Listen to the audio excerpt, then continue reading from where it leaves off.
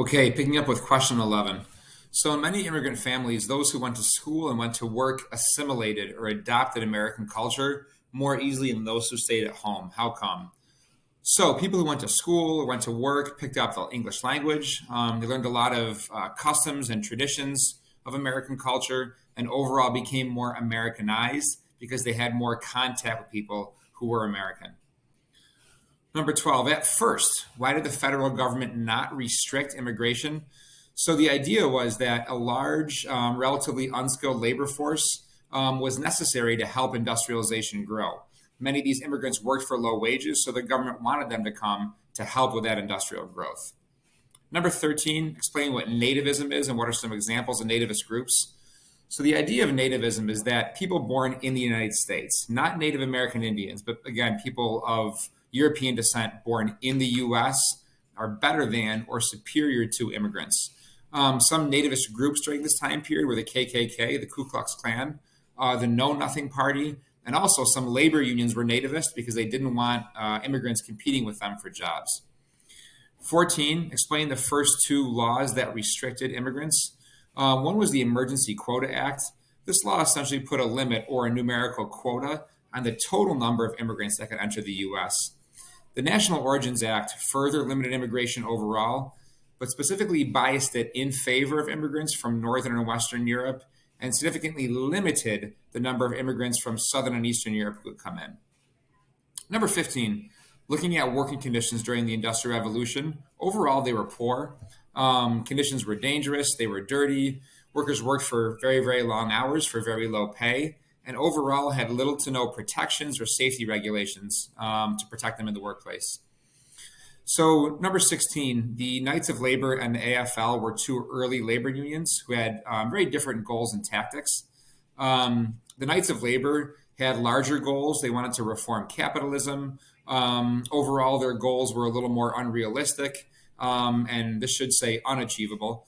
They used the strike as a tactic, and they were the less successful organization. Where meanwhile, the AFL wanted more specific, concrete goals. We call that bread and butter unionism. Things like better hours, better pay, better working conditions. They used collective bargaining as a tactic, and overall, the AFL was more successful, in large part because they just admitted skilled workers, and skilled workers had more bargaining power.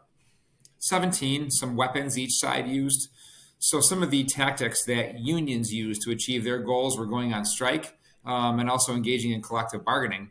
The management or the companies also pushed back against unions by lockouts, which were kind of like a reverse strike, by bringing in scabs or replacement workers to replace the unionized workers who were on strike. Blacklists, which were basically lists of workers who were union agitators who wouldn't get hired in certain companies, and also court injunctions, are basically using the courts to rule against the unions. So both the government and business leaders attempted to stop the growth of these unions. So there's a few strikes we're going to need to know. The Homestead strike was a violent strike at the Carnegie Steel plant in Pennsylvania.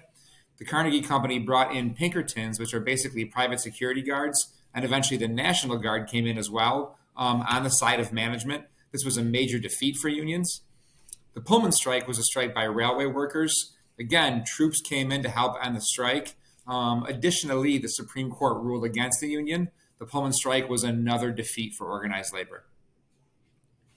Moving on to the American West and populism, question 19. Many immigrants and other Americans went out west to take advantage of the Homestead Act of 1862. So the Homestead Act gave these settlers 160 acres of land out west. If they agreed to live on it for 5 years and to farm and kind of build on and improve the land, this act was incredibly successful and did lead to many thousands of people moving out west. Number 20, Native Americans were encouraged to Americanize or assimilate through the Dawes Act. So the Dawes Act essentially broke up a lot of Indian reservations and encouraged Native Americans to give up their language, give up their culture, leave behind a lot of their traditions and customs, and to adopt American culture, to change the way they dressed, change the way they worked, and assimilate in American society.